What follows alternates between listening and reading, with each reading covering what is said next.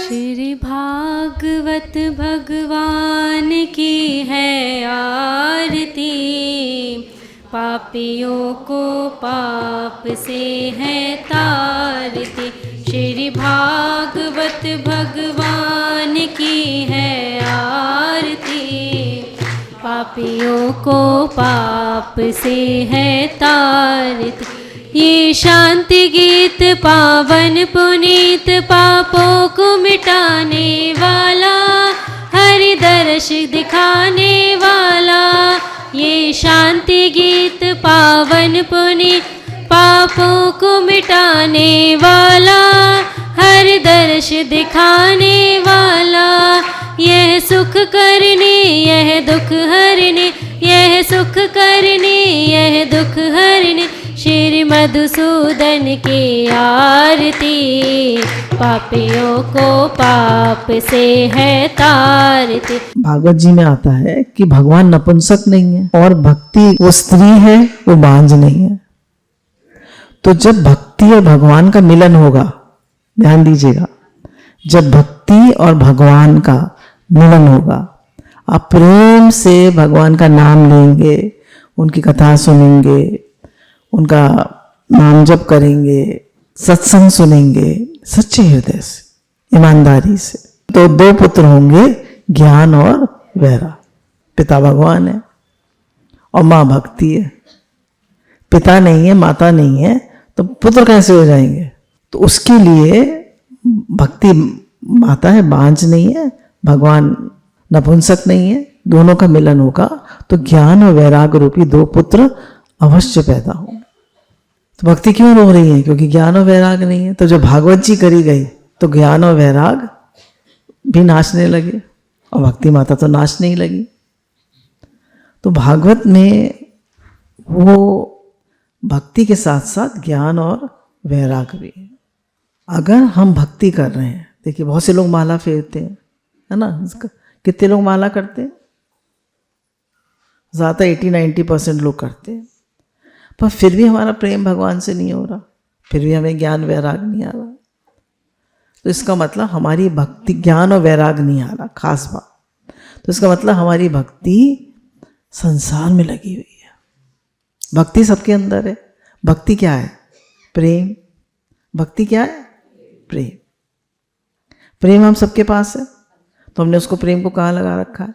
स्त्री को, स्त्री में, पुत्र में, पैसे में, अपने शरीर में, कहीं ना कहीं तो लगा रखा है ना। तभी तो प्रेम भी नहीं हो रहा भगवान से और ज्ञान और वैराग भी नहीं आ रहा। तो भक्ति सबके पास है, सबके पास है भक्ति। कोई व्यक्ति ऐसा नहीं है जिसको किसी से भी प्रेम ना हो। किसी से नहीं होगा तो अपने से होगा, अपने ईगो से होगा, अपनी मैं से होगा, कहीं ना कहीं तो प्रेम होगा ना। तो अगर भगवान से प्रेम नहीं हुआ और मतलब भक्ति आप भक्ति भी कर रहे हैं, माला भी कर रहे हैं, सत्संग भी सुन रहे हैं, पर ज्ञान और वैराग प्रकट नहीं हो रहे, तो हमने भक्ति को संसार में लगा रखा है। कहीं ना कहीं हमने आसक्ति कर रखी है, राग द्वेष कर रखे हैं। जो लोग प्रेमी बाहर से आए हुए, उनमें से किसी ने प्रश्न पूछा था कि आसक्ति कैसे मिटे? तो आसक्ति भगवान से करिए। बिना भगवान में आसक्ति करे कोई भक्त नहीं बन सकता। जब भगवान में आसक्ति होगी तो संसार की आसक्ति मिट जाएगी। बिना भगवान में आसक्ति हुए संसार की आसक्ति मिट ही नहीं सकती। अब भगवान में कैसे आसक्ति हो? खूब प्रार्थना करिए, खूब नाम लीजिए, खूब सत्संग सुनिए, खूब नाम जप करिए और विचार करिए, क्या ये संसार रहने वाला है? क्या ये सच है? क्या यहाँ कुछ टिकेगा? देखिए, पति और पत्नी, ठीक है ना, सबसे क्लोज रिश्ता किसका होता है? माँ बेटे का, माँ बच्चे का और पति पत्नी का। तो पति पत्नी भी क्या एक दूसरे से पूर्ण सच्चे होते हैं? थोड़ा बहुत तो मन में दुराव छुपाव होता ही है। सारी बात नहीं, नाराज हो जाएंगे ना, सारी बात बता देंगे तो। अच्छा, बेटे से माता पिता पूरे सच्चे होते हैं? नहीं। पिता सच्चे होते हैं? माँ सच्ची, कोई भी सच्चा किसी से नहीं होता। अगर हम सच्चे हो सकते हैं तो केवल केवल भगवान से। किसी भी रिश्ते में पूर्ण सच्चाई है ही नहीं। क्यों? सबके पास मन है, सबके पास मूड है। कौन कब नाराज हो जाए पता ही नहीं चलता है। पता चलता है? और भगवान नाराज होते हैं कभी? बोलिए, कभी नहीं होते। अच्छा, दुनिया में हर व्यक्ति के पास अभी मेरे पास टाइम नहीं है, अभी बात मत करो, अभी मेरा मूड ठीक नहीं है, अभी मैं बिजी हूँ। और भगवान 24/365 ऑलवेज अवेलेबल। 24/7 कह लीजिए, हमेशा आपके लिए तैयार हैं। कभी भी रात के 2 बजे 1 बजे किसी टाइम भी उन्हें याद कर लीजिए, कभी भी याद कर लीजिए, भगवान हमेशा तैयार। वो है ना, उनका सूरदास जी कहा, मौसम कौन कुटिल खल कामी, जिन तन दियो ताही बिसरायो, ऐसो नमक हरामी। तो हमारे जैसा कौन कुटिल खल कामी है, जिन्होंने तन दिया, जिन्होंने सब कुछ दिया, तन मन धन, उन्हीं को बिसरा दिया तो संसार के बन गए, जो कि कोई हमारा होने वाला नहीं है। जिन तन दियो तो ताही बिसरायो, ऐसो नमक हरामी। तो हम ऐसे नमक हरामी है कि जिन्होंने तन दिया उन्हें भूल गए और संसार की भक्ति में लग गए, जहां से कुछ मिलने वाला नहीं है।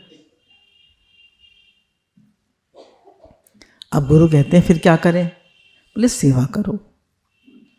भगवान का घर है, भगवान के बच्चे हैं, भगवान का परिवार है, सब बिजनेस भगवान का है, सब भगवान का है। भगवान का सब काम करता हूँ, भगवान के लिए करता हूँ, फल की कोई इच्छा नहीं। एक बच्चा तो हर समय मांगता रहता है और एक कुछ भी नहीं मांगता।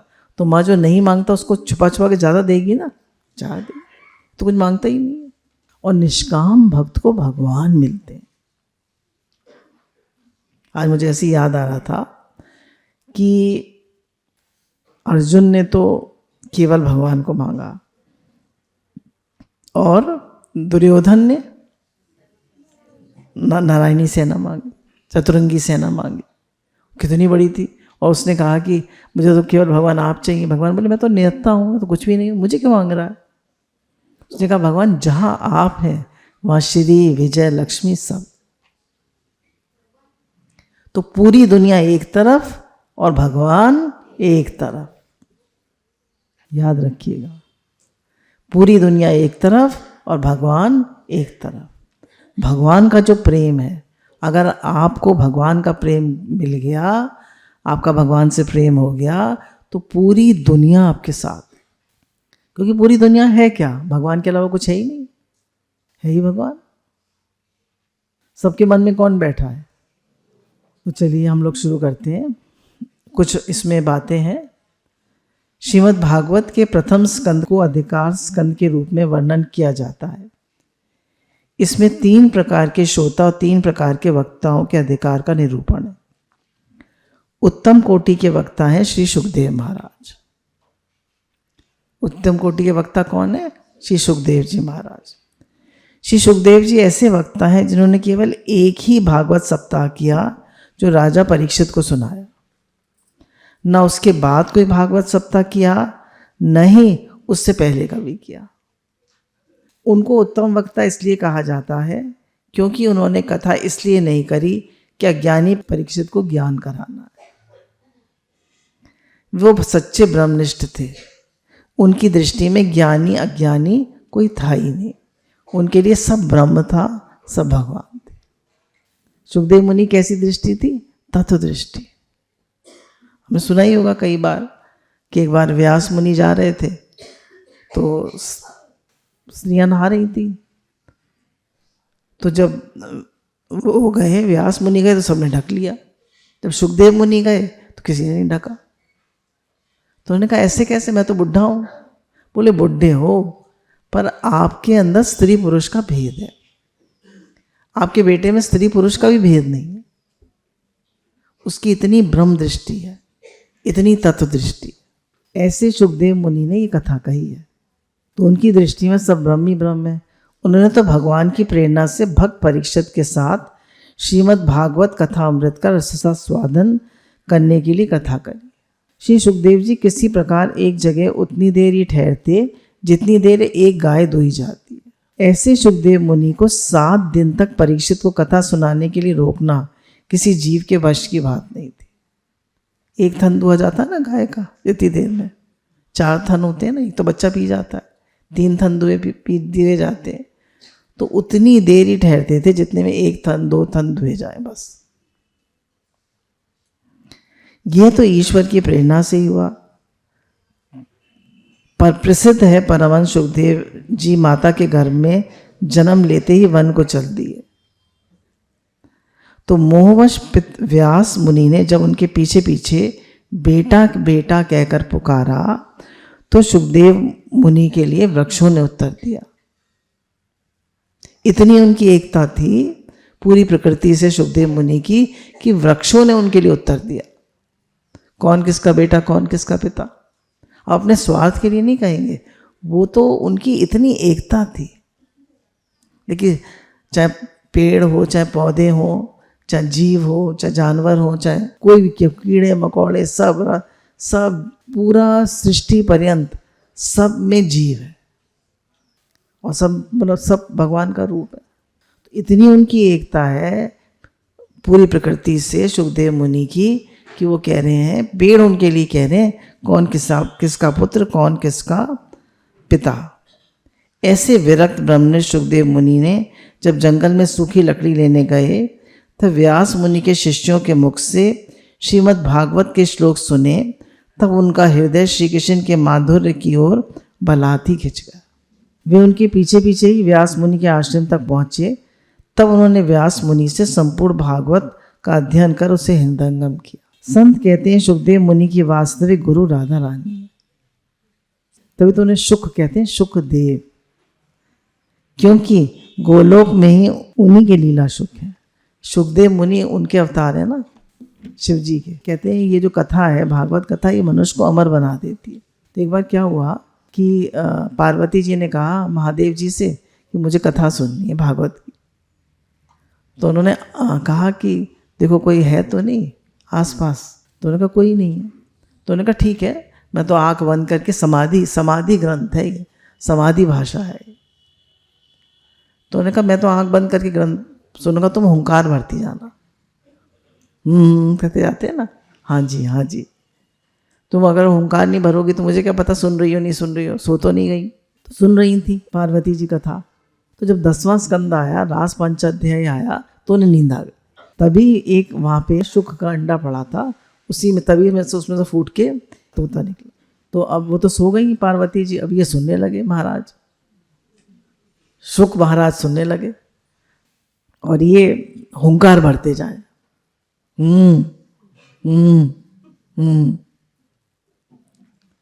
अब सुनते जाए कथा। तो जब शिव जी ने थोड़ी देर में आंखें खोली देखने के लिए, तो देखा पार्वती जी तो सो रही हैं और ये सुन रहे हैं महाराज, ये कथा सुन रहे हैं। तो उनके पीछे भागे। तो ये जो है व्यास मुनि के आश्रम में उनकी पत्नी पिंगला थी, उनके घर में घुस गए। तो उन्होंने बहुत प्रार्थना करी व्यास मुनि ने कि इनको मारिए मत, इनको यही रहने दीजिए। फिर ये पता नहीं 16 साल 12 साल 12 कुछ 12 कहते हैं, कुछ 16 कहते हैं, 12 वर्ष तक उन्हीं के घर में रहे और निकले ही ना। अब बताइए 12 वर्ष तक कोई लेडी प्रेग्नेंट रहे तो क्या हालत होगी उसकी, निकले ही ना। तो उनसे पूछा भाई कैसे निकलोगे, व्यास मुनि ने पूछा। बोले पहले श्री कृष्ण से तिरवाचा भरवा के लाओ कि माया मुझे नहीं प्रभावित करेगी, माया मुझे नहीं प्रभावित करेगी, माया प्रभावित नहीं करेगी। जब वो त्रिवाचा भरवा के लाए तब श्री सुखदेव मुनि प्रकट हुए। बोलिए सुखदेव मुनि महाराज की जय। फिर मध्यम कोटि के वक्ता नारद जी और व्यास मुनि। देवऋषि नारद ने व्यास को भागवत सुनाई। व्यास मुनि ने फिर लोकहित में चतुश्लोकी भागवत का श्रीमद् भागवत महापुराण के रूप में विस्तार किया। देवऋषि नारद ने चतुर्श्लोकी भागवत व्यास मुनि को सुनाई थी। चतुर्श्लोकी भागवत ली है ना एक बार हम लोगों ने, मुझे इस समय तो ठीक से याद नहीं है। तो केवल 4 श्लोक थे, उसका पूरा विस्तार व्यास मुनि ने करा। तो जब वो कर रहे थे, हम लोग को जब वहाँ गए थे बद्री नारायण, तो वहाँ पे हमने देखा था। तो वहाँ पे गुफा है जहाँ पे व्यास मुनि ऊपर बैठे हैं और नीचे वो बैठे हैं गणेश जी। तो उन्होंने कहा कि आप लिखते जाइए, गणेश जी बहुत वो हैं, हाँ मतलब बुद्धि प्रधान है। तो उन्होंने कहा आप लिखते जाइएगा और मैं बोलता जाऊँगा। तो एक बार लिखते लिखते उनकी कलम टूट गई, तो उन्होंने दांत तोड़ दिया, तभी तो एक दंत दयावंत। तो इसलिए गणेश जी ने भागवत और इन्होंने बोली है। इनकी कथा का उद्देश्य था लोगों को भक्त बनाना, सबको भगवान के रास्ते पर लगाना। माने इनकी दृष्टि में कोई भक्त है, कोई अभक्त है ना, और उनकी दृष्टि में सब भक्त हैं। तीसरी कोटि के वक्ता हैं सूत जी। वो सब कर्म कांड से निवृत्त होकर तब कथा में आते हैं। घर का काम वाम निपटा के, बच्चों को नहला धुला के, सबको नाश्ता करा के, सब तैयारी करके तब आएंगे सत्संग। तो हम कौन से श्रेणी के वक्ता हुए? तृतीय श्रेणी। तो अपने आप काउंट कर लीजिए, मैं तो कुछ नहीं कह रही, मैं तो बता दिया आपको। ये तो वक्ता की बात बताई। अब श्रोता की बात। परीक्षित उत्तम कोटि के श्रोता हैं, क्योंकि उन्होंने कथा केवल अपने कल्याण के लिए सुनी। आप लोगों सबको पता ही है स्टोरी। बाकी सभी का कल्याण हो, सब भक्त बन जाएं, अपने लिए कथा नहीं सुनता, सबके लिए सुनता है, वह मध्यम कोटि का श्रोता है। अब देखिए, इधर से तो यही भाव है कि इधर से कथा कर रहे हैं और भगवान सुन रहे हैं। अगर हम कोई भी चीज़ कर रहे हैं तो उससे मेरा उद्धार हो रहा है नहीं। हम सत्संग भी कर रहे हैं तो हम देखते हैं कितने लोग आए, कितने लोग सुन रहे हैं। ऐसा मत करिए। देखिए, लाभ तो हमें अपने उद्धार से ही होगा ना। मानिए 1000 आ जाए, 2000 आ जाए, 5000 आ जाए, तो हमें क्या मिलेगा? लाभ तो हमें अपने उद्धार से ही होगा ना। तो हमारी दृष्टि केवल अपने उद्धार पे होनी चाहिए, और साथ में सबका भी उद्धार हो रहा है तो बहुत अच्छा है। पर मेरा उद्धार हो रहा है या नहीं, ये देखिए। मेरी उन्नति हो रही है या नहीं? मेरे अवगुण काम क्रोध लोभ मोह कम हो रहे नहीं, मेरे अंदर प्रेम आ रहा है नहीं, मेरा द्वैत मिट रहा है नहीं, मेरे राग द्वेष कम हो रहे हैं नहीं, मेरी भक्ति बढ़ रही है, मेरा प्रेम बढ़ रहा है, मेरा शुक्राना बढ़ रहा है। देखिए, मेरी मोहासक्ति कम हो रही है नहीं। पहला श्लोक जो है भागवत जी का, वो है पहले अध्याय का पहला श्लोक। सच्चिदानंद रूपाय विश्वोत्पत्ति आदि हेतुवे तापत्रय विनाशाय श्री कृष्णाय वयं नमः। श्री कृष्णाय वयं नमः। श्री कृष्णाय वयं नमः। तो कह रहे हैं ये पहला श्लोक है इसका, भागवत जी का। तो इसमें बता रहे हैं कि विश्व की उत्पत्ति का कारण स्वयं भगवान है, उसका प्रभाव और प्रलय स्वयं भगवान है, उसकी उत्पत्ति स्थिति और प्रलय सब भगवान से। सच्चित और आनंद के मधुर रस से सने हैं, दूर करते हैं तीनों तापों को कृपामय दृष्टि से। हमारे 3 ताप, आदि दैविक, आदि भौतिक और आध्यात्मिक, तीनों तापों को दूर करते हैं। नमन है श्री कृष्ण को, सुख दें हमें और रस सृष्टि से। सच्चिदानंद रूपाय, जो सच्चित आनंद रूप है, सत परमात्मा। सत माने नास्तो विद्यते भावो न भावो विद्यते सता। नहीं है इस जगत की कोई भी हस्ती। नास्तो विद्यते भावो न भावो विद्यते सता, गीता का श्लोक है। मतलब इस जगत की कोई भी हस्ती है ही नहीं, असत्य की कोई हस्ती नहीं, और सत्य का, परमात्मा का कहीं अभाव नहीं। तो सच्चिदानंद रूपाय, मैं सत्य हूँ, चिद हूँ, ज्ञान स्वरूप हूँ। समझ, ज्ञान और आनंद स्वरूप हो। जैसे हमारे शरीर में खून होता है, रुधिर होता है, और भगवान के शरीर में क्या होता है? आनंद। उनके शरीर में केवल आनंद होता है। तो हमारे पास सत का कभी अभाव नहीं हो सकता। मतलब हमारे हृदय में सत परमात्मा है। चिद ज्ञान भी गुरु कराते हैं, समझ भी गुरु देते हैं, पर आनंद नहीं है। बोले पैसे में सुख तो है ना, संसार में सुख तो है, पर साथ में दुख भी है। हमेशा याद रखिए कि सुख के साथ, कल भी गुरु जी ने बताया था, सुख के साथ दुख जरूर आता है। देखिए कितना मन करता है भाई बच्चा हो, बच्चा हो, बच्चा होगा, सुख आएगा तो दुख भी आएगा। पैसा आएगा तो सुख मिलेगा तो दुख भी मिलेगा। बड़ा घर बनाएंगे तो सुख होगा तो साथ में रिस्पॉन्सिबिलिटी भी बढ़ेगी, दुख भी होगा। हर चीज में है।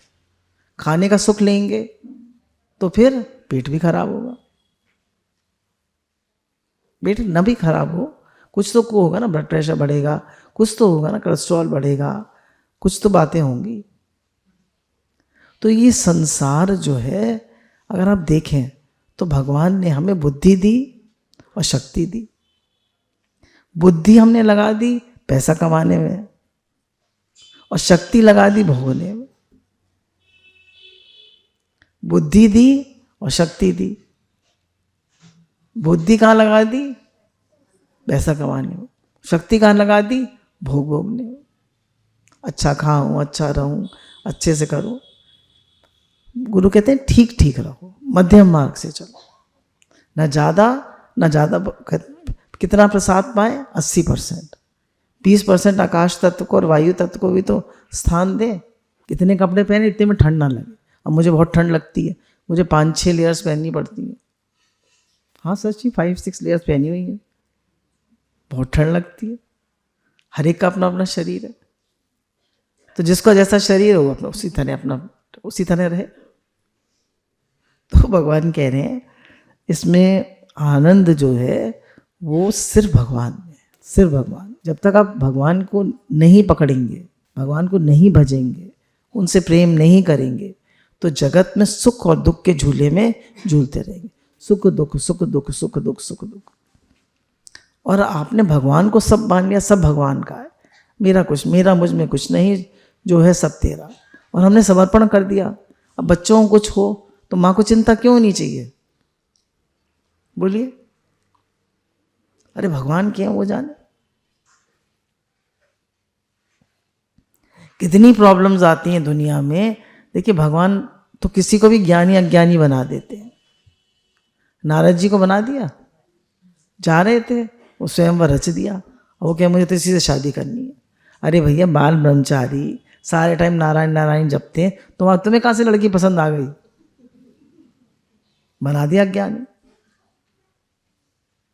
क्यों? क्योंकि उनका अहंकार तोड़ना था, उनको अंदर में आ गया था मैं काम विजेता हूं। तो भगवान किसी को भी ज्ञानी अज्ञानी कुछ भी नहीं है, सब भगवान के हाथ में है। वो किसी को कुछ भी बना देते। किसी बात का अहंकार मत करिए। तो जिस परमात्मा से जगत की सृष्टि स्थिति और प्रलय होती है, क्योंकि समस्त सत पदार्थ में वो ही समाये हुआ है और असत पदार्थों से अलग है। जड़ नहीं चेतन है, परतंत्र नहीं स्वयं प्रकाश है। जिन्होंने अपने संकल्प मात्र से ब्रह्मा जी का वेद ज्ञान का दान किया, जिसमें यह त्रिगुणमयी सृष्टि मिथ्या होने पर भी सत्वत प्रतीत हो रही। ये जो त्रिगुणमयी सृष्टि है, सतो रजो तमो की जो सृष्टि है, ये हमें है मिथ्या। मिथ्या माने चेंजेबल। ये मिथ्या होने पर भी सत्वत प्रतीत हो रही। क्यों? क्योंकि जैसे कोई सेठ झूठे मोती की माला पहन ले फिर तो सच्ची लगती।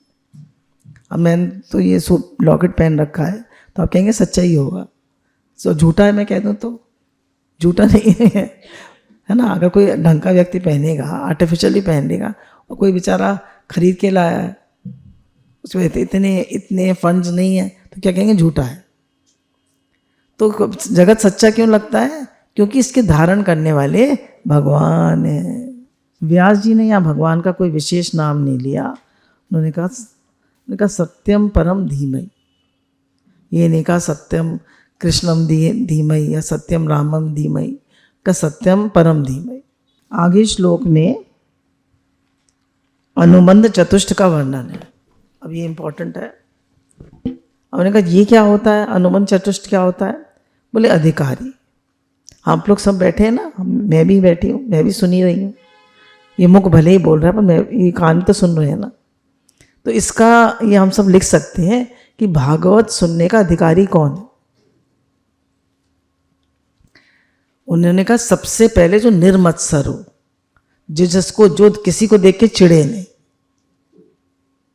जो किसी की उन्नति देखकर, है ना, किसी को राइज करता हुआ देख के चिढ़े नहीं, वो इसका सुनने का अधिकारी। ये मेरे से आगे क्यों निकल रहा है, ये जो हृदय में जलन होती है उसे बोलते हैं मत्सर। उसके जीवन में मत्सरता नहीं है, उसे बोलते हैं निर्मत्सर। देखिए हमें जलन क्यों होती है, ऐसे ही विचार ठाकुर जी करा रहे थे, गुरु जी करा रहे थे कि जब हम अपने में संतुष्ट हैं और हमारे पास भगवान है तो हमें किसी से जलन होगी? अच्छा, हमें ये क्यों लगता है कि मुझसे आगे ना निकल जाए? क्योंकि हम कहीं ना कहीं असंतुष्ट है ना, कहीं ना कहीं तो असंतुष्ट है ना, इसीलिए तो है। असंतुष्ट क्यों है? क्योंकि हमारे पास भगवान नहीं है ना, क्योंकि हमारा भगवान से प्रेम नहीं। जब तक भगवान से प्रेम नहीं होगा तब तक कंपटीशन लगा ही रहेगा। देखिए भाई भाई का कंपटीशन है, भाई भाई से जलता है। पत्नी आगे निकल जाए तो पति जलते हैं, बेटा ज़्यादा आगे, सेम बिजनेस है, बेटा फादर अलग अलग है, बेटा आगे निकल जाए तो फादर को बुरा लगता है, माँ को नहीं लगेगा। बहू आगे निकल जाए तो सास को बुरा लगेगा। भाई भाई से में कंपटीशन होता है। आप बताइए किस में जलन नहीं है? पर जिसके पास भगवान है, जो अपने आप में संतुष्ट है, तृप्त है, जो प्राप्त है वही पर्याप्त है। कोई आगे निकल जाओ, मुझे तो भगवान से मतलब, मेरे पास तो गुरु है। उनको तो वो मिल गए, क्या कहते हैं, उनके पास चतुरंगी सेना ले गया वो दुर्योधन, और इनको तो खाली भगवान मिले। वो कितने खुश हैं वो अर्जुन, क्यों? भगवान में संतुष्ट है। और वो समझ रहा है दुर्योधन की ये तो निरे बेवकूफ निकले। तो जहां भगवान है वहीं आप जलन से बच सकते हैं, वहीं आप ईर्ष्या से बच सकते हैं। ये तो हर जगह ईर्ष्या है, हर जगह। अच्छा, काम तो मैंने किया, काम मैं करता हूं, तारीफ उसकी होती है। मेहनत मेरी, फल उसे मिल रहा है। कितनी हमें वो होती है जलन, इच्छा। आप कल्पना करिए उसका जीवन कितना अच्छा होगा जो सबकी उन्नति में खुश होता है, सब आगे बढ़े, ऐसी प्रार्थना करता है। हमारा जीवन ऐसे हो सकता है, सब उन्नति करें, सब आगे बढ़े। हमारे सनातन धर्म का ये सूत्र है, सर्वे भवन्तु सुखिनः, सर्वे सन्तु निरामया, सर्वे भद्राणि पश्यन्तु, माँ कश्चित् दुख भाग भवेत्।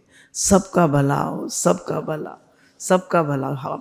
हाथ ऊपर के करके, सबका भला हो, सबका भला हो, सब निरोग हो, सब निरोग हो, सब स्वस्थ हो, सबका कल्याण हो, सब ईमानदार बने, सब सच्चे बने, सब खूब मेहनती बने, हम सब राइज करें, हम सब की भक्ति बढ़े, हम सब का प्रेम बढ़े, है ना। हर समय हम भगवान के प्रेम में, गुरु के शुक्रानों में भीगे रहें।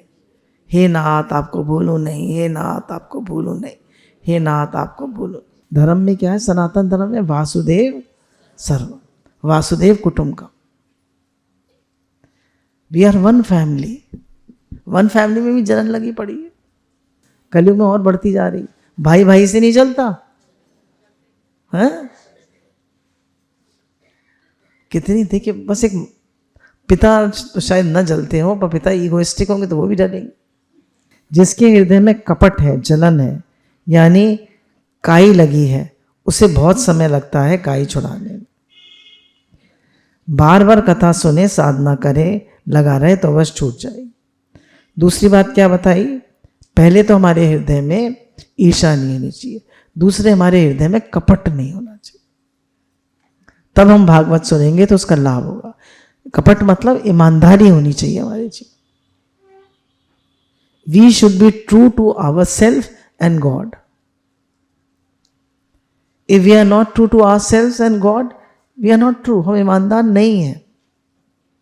हम गुरु जी के सामने बैठते हैं, सब ईमानदार बन जाते हैं, एकदम भक्त बन के आते हैं, और जब संसार में जाते हैं तो सब खाना पीना भोगना, सब ऐश आराम सब चाहिए।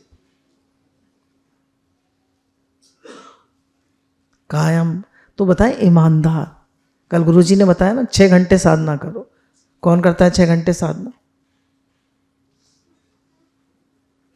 सुबह उठ के 2 घंटे तो करिए, 5 से 7 का 2 घंटे का टाइम तो दीजिए। चलिए उतना नहीं, 1.5 घंटा कुछ तो दीजिए, कुछ तो नियम बनाइए अपने लिए, है ना। देयर नो, हमने अपने लिए कोई नियम ही नहीं बनाए। हर समय कम से कम हाथ में काउंटर, माला कुछ तो होना चाहिए, कुछ तो साधना होनी चाहिए कि भागवत जी रोज पढ़ूंगा, गीता जी रोज थोड़ा पढ़ें, चाहे एक पैराग्राफ पढ़ें, एक अध्याय पढ़ें, कुछ तो साधना होनी चाहिए। फोन पे लगे पड़े हैं, बढ़िया से बढ़िया मोबाइल चाहिए, बढ़िया से बढ़िया गाड़ी चाहिए, हर समय बाजार का खाने को चाहिए, और हम भागवत जी भी सुनेंगे। कपट है ये। कपट मतलब कि वी आर नॉट ट्रू। फायदा नहीं होगा। सुनिए, सुनने सब तरह के लोग आते हैं सुनने, पर फायदा नहीं होगा। अच्छा आप बताइए, 500 का नकली नोट या 5 रुपए का असली नोट चाहिए आपको? हैं? नहीं, 500 रुपए का नकली नोट है, वो इतना ज्यादा है, वो लीजिए। किसी को नहीं चाहिए 500। तो फिर आपको कैसा व्यक्ति चाहिए? असली की नकली? ईमानदार व्यक्ति चाहिए। सबको ईमानदार व्यक्ति चाहिए।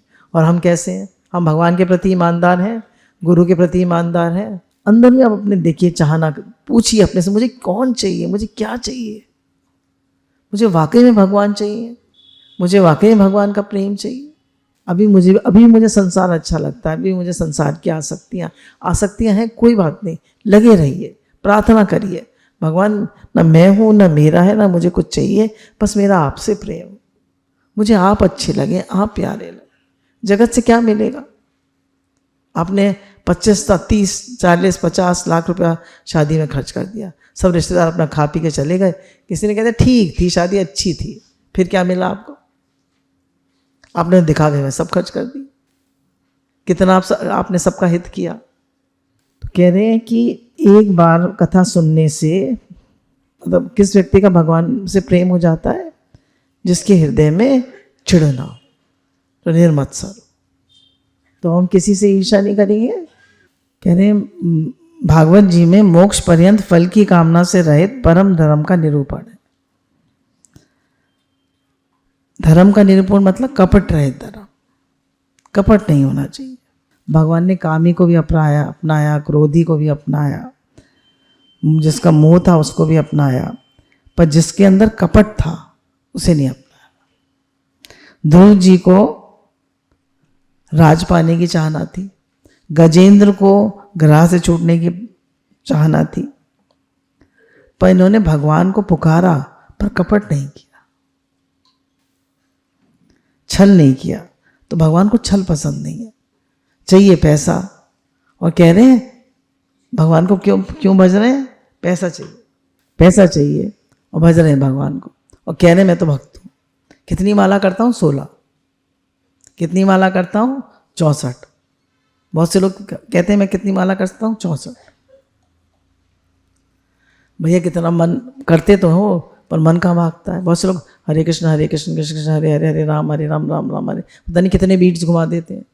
एक मंत्र में एक ही बीट घूमना चाहिए। तो कह रहे हैं आप जैसे हैं, है ना, आप जैसे हैं, अच्छे हैं बुरे हैं, जैसे भी हैं, आप गुरु के सामने, भगवान के सामने वैसे ही चले जाए, वो आपको स्वीकार कर लेंगे। भगवान ने तो कहा पापी से पापी भी मेरी शरण में आ जाए तो मैं उसे स्वीकार कर लेता हूं, पापी से पापी। अब कह रहे हैं इसका उद्देश्य क्या है भागवत जी का? कि हमें त्रिविध तापों से मुक्त करती है, आधिदैविक, आदि भौतिक और आध्यात्मिक। बोले भगवान से क्या संबंध है भागवत जी का? बोले अभेद संबंध है। अगर हम भागवत पूरी ईमानदारी से सुनेंगे तो हमारे हृदय में भगवान आ विराजेंगे। वृंदावन में तब भक्ति नहीं थी, हमारे ज्ञान का प्रसंग चलता था। सुनी थी भागवत ऐसे ही 7 दिन तक,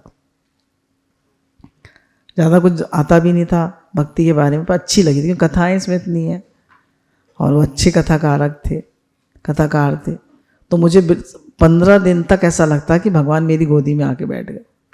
फिर मैंने उनसे पूछा कि भाई मुझे तो 15 दिन तक लगता रहा, आप अब कहाँ चले गए? बोले आप, वो तो कथा का फल था, अब आप अपना पुरुषार्थ करिए। हर समय थोड़ा आपके हृदय में बैठे रहेंगे, अब आप अपना पुरुषार्थ करिए। क्या पुरुषार्थ करिए? सत्संग सुनिए और भजन करिए और कपट रहित और निर्मत्सर रहिए। खूब भजन करिए, 1 मिनट भी फालतू मत गवाइए। पैसे का लोभी होता है, कस्टमर है तो 1 मिनट भी इधर उधर वेस्ट नहीं करता है। क्या करें? लगे रहे। भक्ति सबसे सरल है। और भक्ति देखिए, याद रखिएगा, भक्ति स्त्री है और ज्ञान और वैराग पुरुष है, बेटे हैं उसके। तो भक्ति नहीं होगी तो ज्ञान और वैराग भी नहीं आएंगे। जब व्यास जी असंतुष्ट थे तो नारद जी उनके पास आए तो उन्होंने कहा कि भाई आपने तो पूरा सबके लिए करी है सेवा, इतने सारे ग्रंथ लिखे हैं, तो आप क्यों उदास हैं? तब नारद जी ने कहा कि ईमानदारी से जो सेवा करेगा एक दिन उसे समाज से और संसार से वैराग हो जाए। जैसे गुरु जी ने बहुत सेवा करी, ठीक है, अब वो कहते हैं बस केवल सत्संग करो, भजन करो। अब ये नहीं सेवा करी नहीं और पहले ही वैराग आ गया। ये सेवा का फल है। जो चालाकी से सेवा करेगा उसे कभी वैराग नहीं आएगा। सेवा सामने आ जाए कर दो, पर सेवा करने मत जाओ। व्यास जी खिन्न है, नारद जी समझ गए। नारद जी ने व्यास जी को बड़ी सुंदर बात कही, व्यास जी महाराज आपने ब्रह्म सूत्र की रचना करी, लेकिन कलयुग में उसके अधिकारी बहुत कम होंगे। लोग सारे गलत काम करेंगे और कह देंगे सब मिथ्या है। अपने धर्म ग्रंथों की रचना करी निवृत्ति के लिए, पर उसका भी लोग ने दुरुपयोग किया। अपने समाज की भलाई बहुत कर ली, अब भगवान का गुणानुवाद करिए। इसी से आपको शांति मिलेगी और कहीं शांति मिलने वाली नहीं है। सेवा है पहली सीढ़ी, अगली सीढ़ी है भगवान की भक्ति। आपको ओरिजिनल भागवत में से पढ़ रही हूँ, पहला अध्याय है। महामुनि वेदव्यास द्वारा निर्मित इस श्रीमद् भागवत महापुराण मोक्ष पर्यंत फल की कामना से रहित परम धर्म का निरूपण हुआ है। इसमें आप भागवत सुनेंगे, कोई कामना मत करिए। क्या कामना करिए? हमारा भगवान से प्रेम हो जाए। ये हमारा अपना स्वरूप है, ये कामना नहीं है, ये हमारा अपना स्वरूप है। इसमें शुद्ध अंतःकरण सत्पुरुष जानने योग उस वास्तविक वस्तु परमात्मा का निरूपण हुआ है, जो तीनों तापों का जड़ से नाश करने वाली और परम कल्याण देने वाली है ना। तीनों तापों को का नाश करती है। अब कह रहे हैं हमारे लिए, मनुष्य के लिए सर्वश्रेष्ठ धर्म वही है जिससे भगवान श्री कृष्ण में भक्ति हो। भक्ति भी ऐसी जिसमें किसी प्रकार की कामना ना हो और नित्य निरंतर बनी रहे। बोले हम पूजा पाठ करें, हम जप करें, हम सत्संग सुने, हम कुछ भी करें, पर हमारी भक्ति बढ़ रही है, वो भी कामना रहित है। भगवान श्री कृष्ण की भक्ति होते ही अनन्य प्रेम से उसमें चित्त जोड़ते ही निष्काम ज्ञान और वैराग का आविर्भाव हो जाता है। जैसे ही भगवान अच्छे लगने लगते हैं, हमारे जीवन में ज्ञान और वैराग अपने आप आ जाता है। भागवत महापुराण की जय।